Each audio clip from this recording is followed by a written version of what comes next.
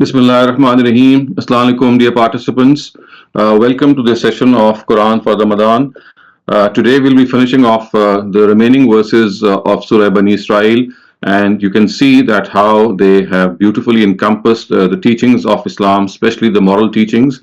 And if you count these directives as we near the end of this passage, you'll find them that they are exactly 10 in number. And that is why scholars have also called this passage to be the 10 commandments of the Quran. We know the 10 commandments of the Torah, the way they have been given, although they are different from the commandments that the Quran is given. There are some common elements also, but you'll see that this is beautifully summed up as the 10 commandments of the Quran, and they are like a moral code which the Quran has given us.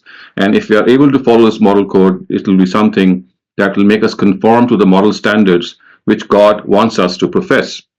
So I'm just going to share my screen with you, and we'll then study these verses, the ones that remain. So they start off with this verse. This is verse 33 to be precise. Bismillah ar-Rahman ar-Rahim. ولا تقتلوا النفس التي حرم الله إلا بالحق ومن قتل مظلوما فقد جعلنا لوليه سلطانا فلا يسرف في القتل إنه كان منصورا ولا تقربوا مال اليتيم إلا بالتي هي أحسن حتى يبلغ أشده وأوفوا بالعهد إن العهد كان مسؤولا وأوفوا الكيل إذا كلتم وزنوا بالقسطاس المستقيم ذلك خير وأحسن تأويلا ولا تقف ما ليس لك به علم إن السمع والبصر والفؤاد كل أولئك كان عنه مسؤولا ولا تمشي في الأرض مرحا إنك لن تخرق الأرض ولن تبلغ الجبال طولا كل ذلك كان سيئه عند ربك مكروها.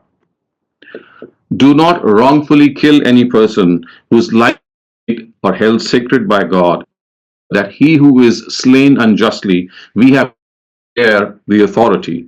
Then he should not exceed limits in killing because he has been helped. Do not even go near the wealth of an orphan except in a goodly way until he reaches maturity. And keep your promises because you shall be held accountable for promises.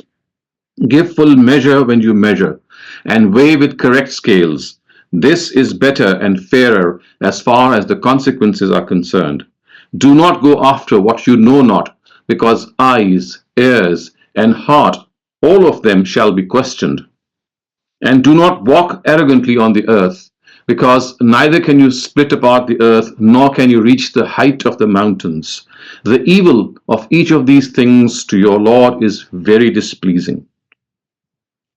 Viewers, this set of directives starts off with the prohibition to kill anyone, and that is precisely what is mentioned, that if you kill someone, then this is a heinous crime. At other instances, the Quran has said that a person who deliberately kills a person, then his fate, unless he is forgiven, will be that he'll reside in hell eternally. And the life of a person is something that hell's sanctity. It is sacred, and one cannot in any way take that life, except, of course, if the person himself is guilty of killing someone or spreading anarchy in the land. So these are the only two areas or the only two pretexts on which the life of a person can be taken. That is, if he is guilty of killing someone, or if he is guilty of spreading anarchy or disorder in the land, which, of course, in the terms of the Quran is called fasad fil ard. These are the only two pretexts. Other than that, capital punishment cannot be given. And also, this is something that has to be given by the state. So, of course, Surah Bani Isra'il being a Meccan surah in which the state had yet to be formed. So, in those instances, in a tribal society, the heirs of the slain person were given this authority to take revenge. But in a properly instituted Islamic state, the way, of course, the things were in Medina, and ever since that time, taking the life of someone or punishing someone through capital punishment is only the prerogative of the state. No person can take the law in his or her own hands in any way. Any such instance of murder has to be reported to the society, to the law authorities, and then the law shall take its place, and it shall take its course, and then things shall move ahead. No one has the right, except, of course, the state itself, to take the life of any person. It is the state authority which has been invested with this right. And also in this regard, there's a common misconception in which it is thought that if the slain person's heirs, they forgive the person who had actually killed the person, then that is sufficient for the to forgive them. So this is not to, as far as a murder is concerned, is against the society as well. So the government has also to be convinced that, well, if you are forgiving someone, then this is something that is absolutely in their knowledge and with their consent as well. So the consent of both the state authorities and the heirs of the slain is required if you have to forgive someone, because the murder itself is not just against the family of the deceased or the slain person, but against the society as well. It's a public offense. So therefore, we have to understand that this is it's a public law and it cannot be breached in any way. And we find today that honor killings, the way they are done, of course, they are absolutely abhorring, absolutely detestable. But once they are done, what happens is that if the daughter is killed by the father, then normally the heirs forgive. What happens is that they already have this consent of the heirs that if I kill my daughter because of some reason that has led the husband to or the father to kill a daughter because of maybe marrying from her own will or eloping with someone, then they already plan this, that if I kill my daughter, then the heirs will forgive me. So this is something which is absolutely not allowed. It happens in so many countries in Pakistan still, but they have to understand that it is not just the forgiveness of the heirs of the slain person which is required, the consent of the government is also required, and such criminals cannot be allowed to go scot-free. So we have to understand that as far as the Quran is concerned, capital punishment, as you can clearly see, is the responsibility of the state and can only and only be given in two instances. One, that a person is guilty of killing someone, and other, that if he is guilty of or she is guilty of disorder or anarchy in the land, which means that he or she creates a law and order situation. And then the next thing which is mentioned is وَلَا تَقْرَبُوا مَالَ الْيَتِيمِ إِلَّا بِالَّتِي هِيَ أَحْسَنُ حَتَّى يَبْلُغَ أَشُدَّهُ, which means that do not even go near the wealth of an orphan except in a goodly way until he reaches maturity. Now this again is something that had happened a lot in the times of the Prophet, and of course it keeps on happening in later periods also. That because of wars, there would be a lot of orphans and there would be a lot of widows. So the Quran has said at other instances that if you would like to be guardians of an orphan, that is fine. But if you marry the mothers of an orphan, this is even better, because there's no better a guardian, there's no better a interest watcher than the mother herself. And in that case, if you become guardians of the wealth of orphan, then for people who are in need, the Quran says that they can use this money. They can also cater for the needs of the orphan, and if that requires some expenditure of your own, then that can be done. But it should not be the case that you consume the wealth of an orphan thinking that he is going to soon reach maturity and then you'll have to return this wealth. So that should not be the case. And in fact, the Quran urges people or guardians who are rich and affluent that they should not even touch the money of the orphans. Only guardians who are in need, and that need too is related to the upkeep and upbringing of the orphan, should they tamper with the wealth or consume the wealth. So the point here that is being made is that an orphan is the weakest, or orphans are one of the weakest sections of the society. And for them, it is essential that people should come forward, do their best to cater for them. Of course, in today's world, we have orphanages, we have government-sponsored orphanages, we have private orphanages. So this, of course, is a very noble gesture, but this was not the case in the times of the Prophet. So individual families and individual guardians would come up and take care of orphans. And that is why it is specially said that when you're treating an orphan, you have to treat his wealth or her wealth to be a trust, and in no way should it be consumed in a way that you think that as soon as the child is going to get mature, since you have to return the money to that child once again, so it's better to consume it as before that even happens. So this would be a very bad example and something which the Quran in no way allows. And then the next thing which is mentioned is that وَأَوْفُوا بِالْأَهْدِ إِنَّ الْأَهْدَ كَانَ مَسْئُولًا, which means that keep your promises. Keep your promises, because you shall be held accountable for promises.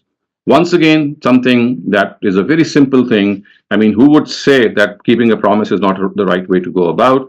We have to keep our promises. We have to honor our word, come what may.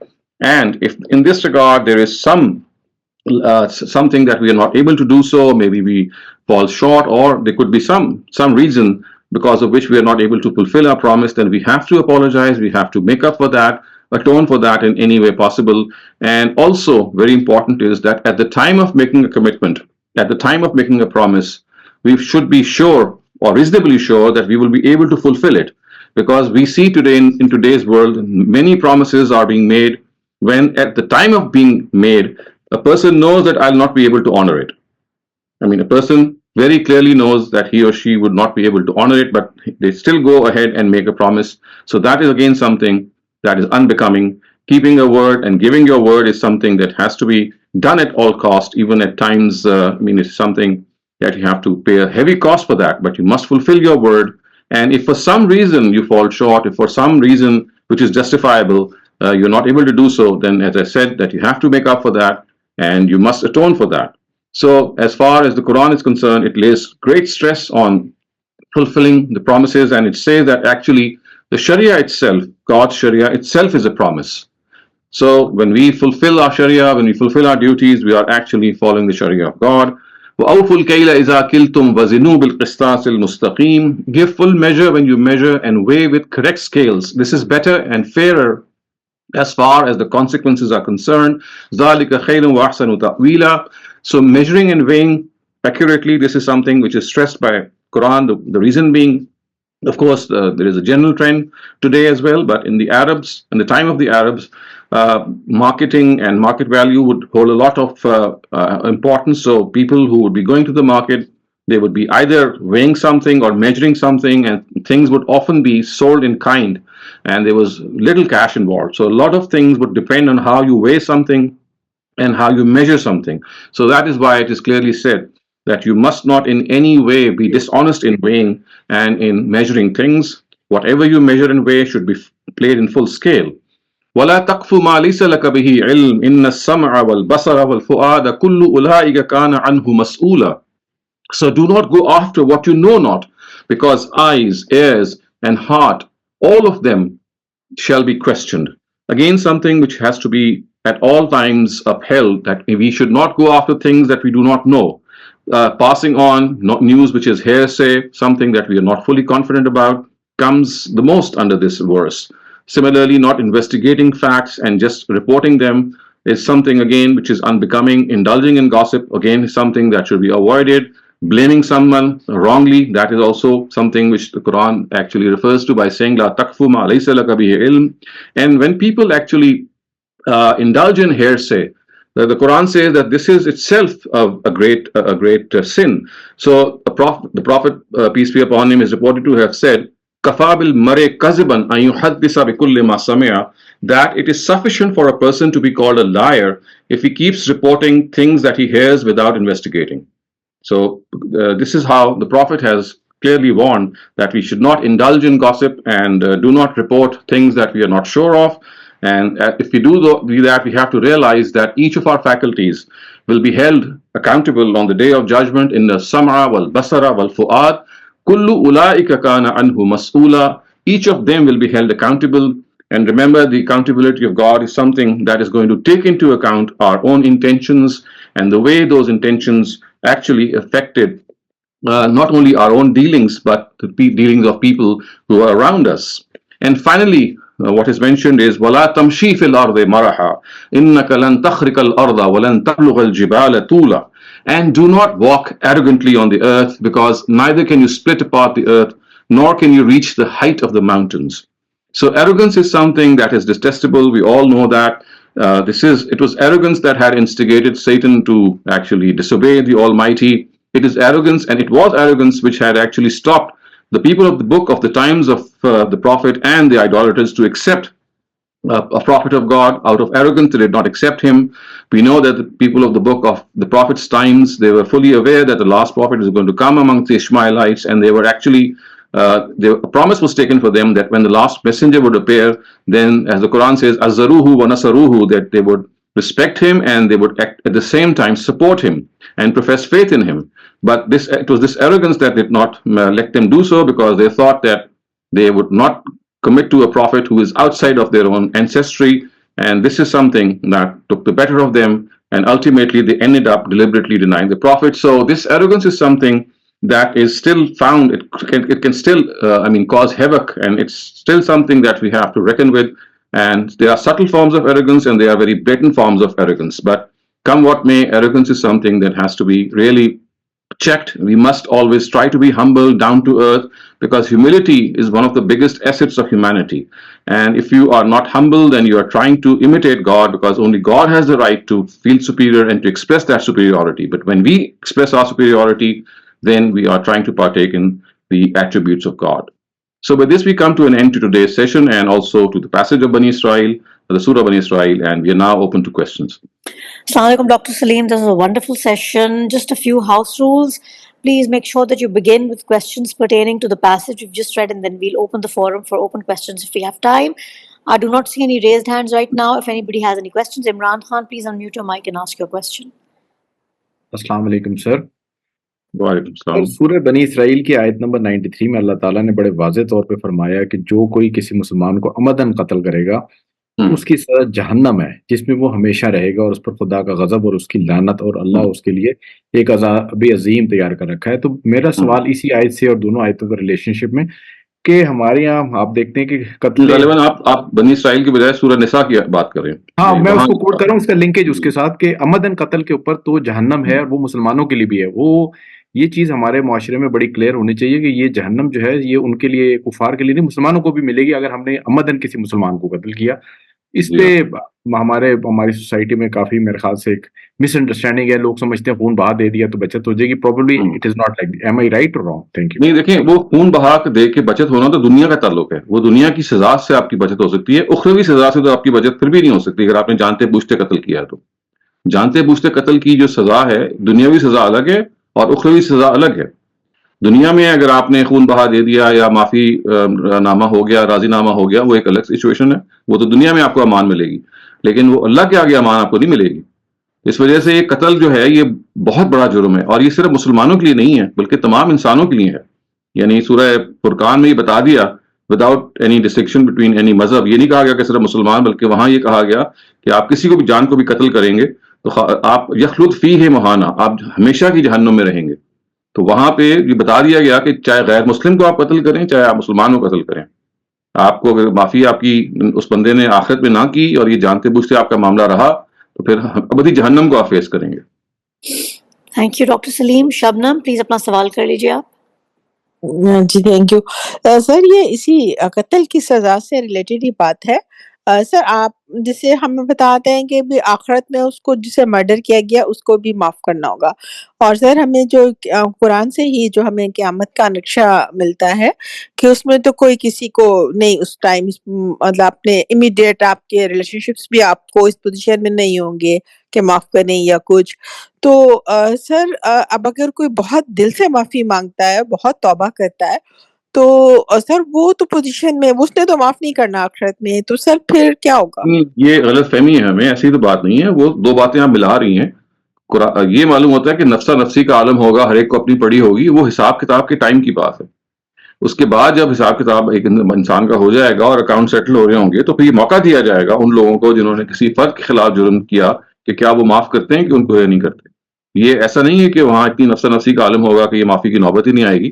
وہ ایک خاص دیکھیں نا، ایک مختلف phases میں سارا کام ہو رہا ہوگا. تو پہلے فیز کی بات ہے کہ جب نفسا نفسی کا عالم ہوگا اور سب کو اپنی پڑی ہوگی، تو جب یہ ہو جائے گا، اکاؤنٹ سیٹل ہو جائیں گے، تو پھر یہ جو جیسے کہتے ہیں نا کہ ابھی جو جن کا آؤٹ اسٹینڈنگ باقی ہے معاملہ ہونا، کہ کسی نے کسی کے ساتھ زیادتی کی ہے، اب ان کا معاملہ بھی پیش ہوگا. تو وہاں پہ پھر ان کو یہ موقع ہوگا کہ آپ معاف کریں یا نہ معاف کریں. Thank you, Dr. Saleem. I have a question in the chat. Will law decide someone is creating anarchy or disorder in a society? جی بالکل. انارکی اور لا کا یعنی آپ دیکھیں نا، قانون کو ہاتھ میں لینا، جیسے آپ کسی کو ریپ کر رہے ہیں، کسی کو آپ رینسم پہ اغوا کر رہے ہیں، اس طرح کی جو کرائمز ہیں جس میں آپ اصل میں صرف یہ نہیں کر رہے ہوتے کہ آپ کسی چیز کو you just disobeying something, آپ قانون کو للکار رہے ہوتے ہیں.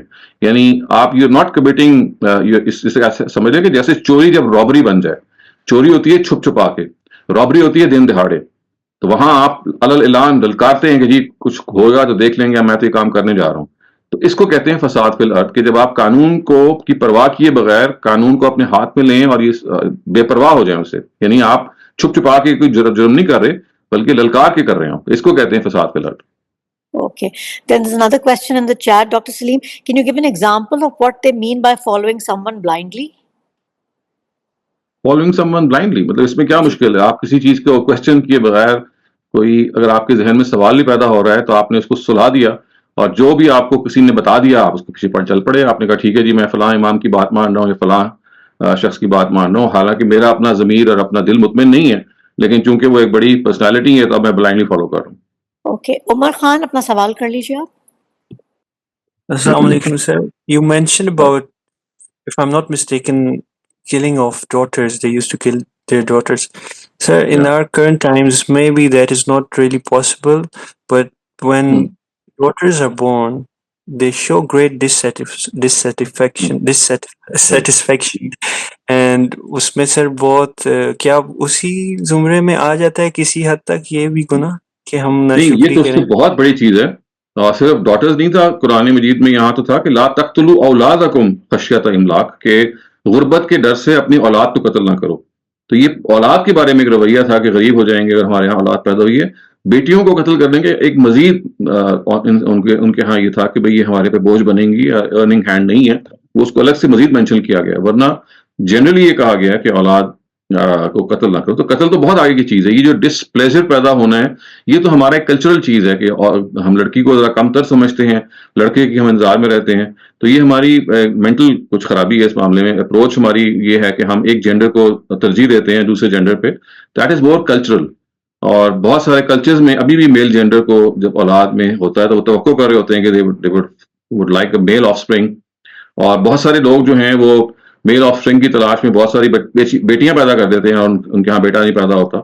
تو یہ ایک کلچرل اور ایک مائنڈ سیٹ ہے. That is different from killing your offspring. These are two different things. Salman Aziz, please unmute your mic and ask your question. Sir الحمد کا ترجمہ جو ہے وہ آپ نے جیسے مختلف کیا ہوا ہے شکر کے معنی میں کیا ہوا ہے غامدی صاحب نے لیکن ویسے جو ہے ہر ایک نے اس کی جو ترجمہ کیا ہوا ہے وہ تعریف کے لحاظ سے کیا ہوا ہے تو اس کی کوئی وجہ سے کائنڈلی. نہیں دیکھیں تعریف جب آپ کو کسی چیز کی خوبیاں اور کسی کی بلیسنگز پہنچ رہی ہوتی ہیں تو یہ آپ اصل میں اس کا شکر ادا کر رہے ہوتے ہیں. تعریف کا جو ورڈ ہے وہ تو براڈ ورڈ ہے. یعنی ہم کے اندر ایک جو لفظ کی جو وسعت ہے وہ یہ ہے کہ آپ کسی کی خوبیوں کی وجہ سے اس کو پریز کرتے ہیں. لیکن حمد کا جو اصل معنی ہے وہ یہ کہ وہ خوبیاں اصل میں اس لیے پریز وردی ہیں کہ اس سے آپ کو فائدہ پہنچ رہا ہے. تو وہ جو پریز آپ کر رہے ہوتے ہیں وہ پریز نہیں ہوتا کہ آپ کسی کی تعریف کر دی کہ بھائی آپ بہت اچھے ہیں بلکہ وہاں تعریف کی وجہ یہ ہوتی ہے کہ آپ سے مجھے کوئی فائدہ پہنچ رہا ہے. یعنی آپ وہاں پہ تعریف میں ایکنالجمنٹ کر رہے ہوتے ہیں. You are expressing your acknowledgement کہ بھائی آپ کی خوبیوں سے آپ کی اچھائیوں سے آپ کی بلیسنگ سے I am benefiting from some thing. تو یہ اصل میں حمد کی اصل ہے. جب براڈلی اس کا ترجمہ تعریف کر لیا جاتا ہے تو وہاں اصل میں کرنے کو مراد یہی ہوتی ہے وہاں پہ.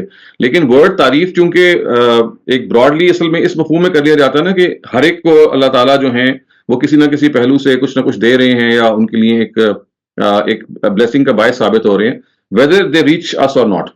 تو اس وجہ سے آپ اس کو اگر ڈیٹیل میں پڑھنا چاہیں تو ورڈ ہم بیسکلی اس وقت بولا جاتا ہے کہ جب وہ جو تعریف کی جا رہی ہے وہ اس ایکنالجمنٹ میں کی جا رہی ہوتی ہے کہ خداوند تعالیٰ میں آپ سے یہ میں نے پایا ہے تو میں اب آپ کی تعریف اس پہلو سے کر رہا ہوں کہ آپ کا میں شکر ادا کر رہا ہوں. تو وہاں تعریف کا ورڈ شکر کے مفہوم میں ہو جاتا ہے. Thank you, Dr. Saleem. I have a quick question. آپ نے کہا کہ جو 10 commandments تورا میں یا انجیل میں ہے وہ اس سے مختلف ہیں اور قرآن بعد میں آیا ہے. Are we to assume کہ وہ انہوں نے چینج کر دی؟ نہیں دیکھیے وہاں پہ تو وہ 10 commandments کہہ کے دی گئی تھی تورات کے اندر. یہ تو صرف ایک میٹافوریکل چیز ہے کہ جیسے وہ 10 commandments ہیں اور بڑے 10 رولز ہیں ویسے ہی یہ 10 رولز قرآن نے بھی دیے ہیں. یہ نہیں کہ وہ بھی 10 commandments بین ہی وہ تھیں. یہ صرف ایک فگر آف اسپیچ ہے کہ چونکہ 10 commandments بڑی مشہور ہو گئی ہیں اور اولڈ ٹیسٹمنٹ میں وہ ہیں تورات میں وہ ہیں تو ہم یہ کہہ رہے ہیں کہ جیسے وہ 10 commandments ان کی تھیں ویسے ہی اسی قسم کی 10 commandments مسلمانوں کو بھی دی گئی ہیں. It's not meant کہ بھئی کوئی ریویژن ہو گئی ہے. یہ ایک انڈیپینڈنٹ صرف ایک انالوجی ڈرا کرنا ہے کہ سملیرٹی کیسی ہے 10 کے حصے میں. جی Thank you, Dr. Saleem. Akram Bhatti Saab, please unmute your mic and ask your question. Go ahead, Bhatti Saab, ask your question. Assalamu alaikum, sir. وعلیکم السلام. Sir, I have a question about Tawbah and Hazrat Adam alayhi salam's response to it. Which I understand, Tawbah means to do astaghfar and promise that I would not do this ever again. Is it correct? जी जी लेकिन हज़रत आदम अलैहिस्सलाम ने जब अल्लाह ने तौबा के अल्फाज सिखाए तो तौबा की, तो अगर वो ममनूआ शजर वाला कॉन्सेप्ट सही है जो आप लोग बताते हैं, तो फिर तो वो अभी तक हम कर रहे हैं, तो उसकी नहीं, तरह उन्होंने तो अपने लिए, वो तो उन्होंने अपने लिए की थी ना, अपने लिए उनसे जो सरजद हुआ उसकी उन्होंने तौबा कर ली और अल्लाह ताला ने उनको माफ कर दिया. अब तो जो कर रहे हैं वो तो उनके औलाद कर रही है ना. ये हजरत आदम की का जो अपना इस मामले में तजावुज था, उन्होंने तो उसकी तो माफी मांगी थी, वो अपनी औलाद की तो माफी नहीं मांगी ना उन्होंने. औलाद तो जो करेगी तो उसकी सजावार या उसकी जिम्मेदार वो खुद होगी. Thank you doctor Salim. Shabnam, अपना सवाल कर लीजिए आप. राइट सर, मैं क्वेश्चन से पहले इसी में ये जो आपने आंसर किया है सर, वो इसमें ये भी तो है ना कि अल्लाह ताला ने यहाँ तो मना नहीं किया ना वो खाने से, उस वक्त मना किया था खाने से. जी हाँ, तो वहां पे जी राइट पाबंदी लगाई थी. Right sir.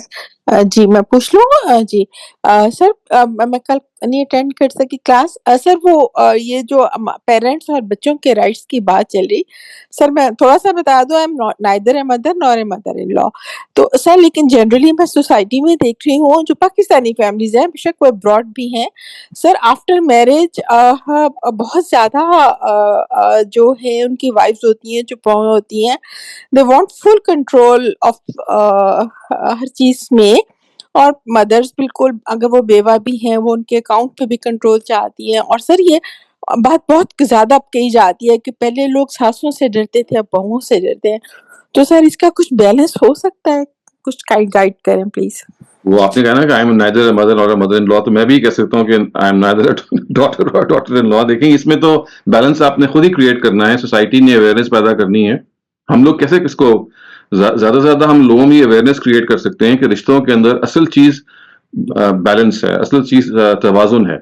ये किसी एक तरफ लुढ़कने के नतीजे में दूसरे का हर्ज हो जाता है, या बहू नाराज हो जाती है, या सास नाराज हो जाती है, या खाबन या भाभी नाराज हो जाती है, नन. तो ये यानी कुछ तो कल्चरल प्रॉब्लम्स हैं, यानी इंसान की जो कमजोरियां हैं, और कुछ ये होता है कि निगलेक्ट या किसी एक की तरफ ज्यादा मिलान इतना हो जाता है कि दूसरा अपने आप को फिर लेफ्ट आउट फील करता है. तो ये असल में इंसानी रवैये हैं, और इंसानी रवैये बहुत कॉम्प्लेक्स होते हैं, और ये बहुत सारी चीज़ों से मुरक्कब होते हैं. तो इसमें तो असल में मैं जैसे अक्सर ही कहता हूँ कि जो पेरेंटिंग है या ये जो रिश्तेदार के तौर पे बिहेव करना है, ये एक आर्ट है कि आपको as a mother, as a brother, as a father, जो आपके रिश्ते हैं उनके बारे में आप फॉर्मल ट्रेनिंग हासिल करें कि बाप क्या होता है, माँ क्या होती है, रिश्तों का मतलब क्या होता है. वैसे तो कुछ चीज़ें हम नेचुरली जान रहे होते हैं, लेकिन ये ज़रूरी है कि हम लोगों की ग्रूमिंग करें और फैमिली सिस्टम के नाम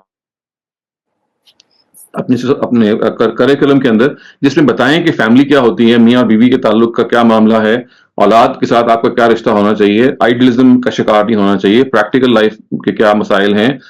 रोमांटिसाइज करना एक बिल्कुल और चीज़ है.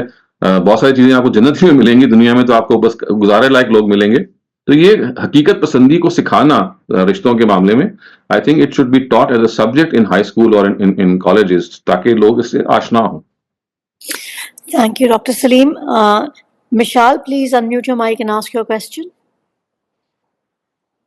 Okay, so I had a question about saying wuzu. So when I say my wuzu at nighttime and then I go to sleep and I wake up for sari and then I want to say Fajr, does my wuzu still count, or should I say it again? Well, you see, if you are absolutely sure, which we cannot be, that our wuzu did not terminate or did not become invalid during our sleep, so it's like a precautionary measure that we do. Because you see, although sleep does not break your wuzu, but there's a chance, because we are not conscious, that it might have broken, because we might have passed the wind, and so therefore it is recommended that you do your wuzu again. However, there are short sleeps, there are like naps that you take in which you are fully conscious, and you are pretty sure that your wuzu has not broken. You have that feeling. So in such a case, it's not essential to redo your wuzu. Okay, thank you. Thank you, Dr. Saleem. Nadia, please unmute your mic and ask your question if you have one. Ji, Assalamu alaikum, Dr. Saleem. I'm a student of Dr. Saleem for a long time. I live in US. My quick question to you is, so during Ramadan when we do Quran for our deceased, I don't have a mother. She passed away. If I read Quran for her, so when you say your child is a blessing or is a good child, what does that mean in Islam? Like three things can benefit you, charity, Sadaqah Right. Jariyah, and your kids can also be a Sadaqah Jariyah. So Right. I just don't have a clarification about that. Can you please elaborate on So that? actually, what it means is that whatever a person is going to gain in this world is something that he or she either did himself or herself when either of them were living, or you were a source of something that is going to produce good results or benefits for people after you. For example, if you were a teacher and you passed away, then all your students, as long as they are going to spread the knowledge that you taught them, you're going to earn reward for that. But as for children, especially, so every good act of a child which was taught to that child by the parent, for example, if your parents told you how to, to speak the truth or to do nice deeds. So every time you speak the truth and every time you show honesty, and that honesty and truthfulness was something that was taught to you by your parents. So every time you do that, they are going to be rewarded as well, because they are the ones who actually instructed and trained you. And this is the biggest Sadaqah Jariyah, that they have passed away, but the legacy that they left behind is being carried on by the children. However, if they never taught you, or maybe something in a very specific way, that you do something on your own and then you ascribe it to your parents, like for example, reading the Quran is a very common thing on behalf of your parents. Now, this practice has no roots in the Quran or in the life of the Prophet. This is a very late practice that has been instituted. So, because now if you're reading the Quran, it is going to benefit you if you follow it. It's not going to be any source of benefit for the deceased. So the deceased is going to benefit from either what he or she did in his life or her life, or what she passed on to either a student or maybe someone else, or maybe to their own children. And as long as they're going to do that, the deceased is going to get the reward. Okay, Thank you, thank you. thank you, Dr. Saleem. I have two raised hands. Can I ask? Go ahead. Arfa Malik, please unmute your mic and ask your question. जी अस्सलाम वालेकुम रहमतुल्लाह doctor साहब Walaikum assalam. Doctor साहब जिसने कुरान पाक नहीं पढ़ सकते that is perfectly making sense to me मुझे पूछना था can we ask for forgiveness to Allah सुब्हानहू व तआला फॉर आवर डिसीज्ड पेरेंट्स कि अल्लाह ताला जिस तरह बिल्कुल बिल्कुल, ये तो this goes without saying. Asking for forgiveness, for anyone, parents के लिए तो और ज्यादा जरूरी है, लेकिन दुनिया में जितने भी आपको और जानने वाले हैं वो डिसीज्ड हैं, if you feel like praying for their forgiveness, this is something that you should do. उनका ये हक है हम पे कि हम करें. Thank you doctor Salim. Salman Aziz साहब, प्लीज अपना सवाल कर लीजिए आप. सर, अल्लाह सुब्हान ताला ने कहा है कि कोई इंसान गुनाह करे और फौरन तौबा करे तो अल्लाह ताला ने अपने ऊपर लाजिम किया हुआ है उस तौबा को कबूल करना. तो ये कॉन्ट्रडिक्शन है बाकी 3 गुनाह जो बड़े हैं, कत्ल वगैरह, उनके बारे में, या उनको एक्सेप्शन समझा जाए? नहीं, ये अल्लाह ताला ने उन गुनाहों के बारे में कहा है जो उनसे मुतल्लिक हैं. यानी एक गुनाह जो जैसे आप किसी के साथ ज्यादती करें जो अल्लाह ताला के जुमरे में आती है, वहां अल्लाह ताला कहते हैं मैं अपने हिस्से का जो माफी है वो कर दूंगा, लेकिन जो दूसरी हिस्से की माफी है वो तो बाकी रहेगी. देखिए ना, जहां पे एक से ज्यादा फरीक इन्वॉल्व होते हैं तो वहां दोनों की माफी जरूरी होती है. खुदा ताला कहते हैं कि जो मेरे से आपने ऑफेंस कमिट की है मेरे खिलाफ, अगर आप जज्बात में आके आपने गुनाह कर बैठे और फौरन आपको इसका एहसास हो गया और आपने तौबा कर ली, तो अल्लाह ताला कहते हैं मेरे पे ये वाजिब है कि मैं माफ कर दूं. ये वो गुनाह हैं जो अल्लाह ताला से मुतल्लिक हैं, या वो ऐसे गुनाह हैं कि जिनके 2 फरीक हैं और एक फरीक बंदा है और एक फरीक खुदा है. खुदा कहता है मैं अपने हिस्से की माफी कर दूंगा, लेकिन अगर आपने किसी के साथ ज्यादती की है तो वो तो एक अलग से ऑफेंस के तौर पर मौजूद है, उसमें उस बंदे का माफ करना भी जरूरी है. Thank you so much, Dr. Saleem, for a wonderful session and for sharing your wisdom with us. And I'm ending the session now, and inshallah, we'll see everybody tomorrow. Khuda Hafiz. Khuda Hafiz.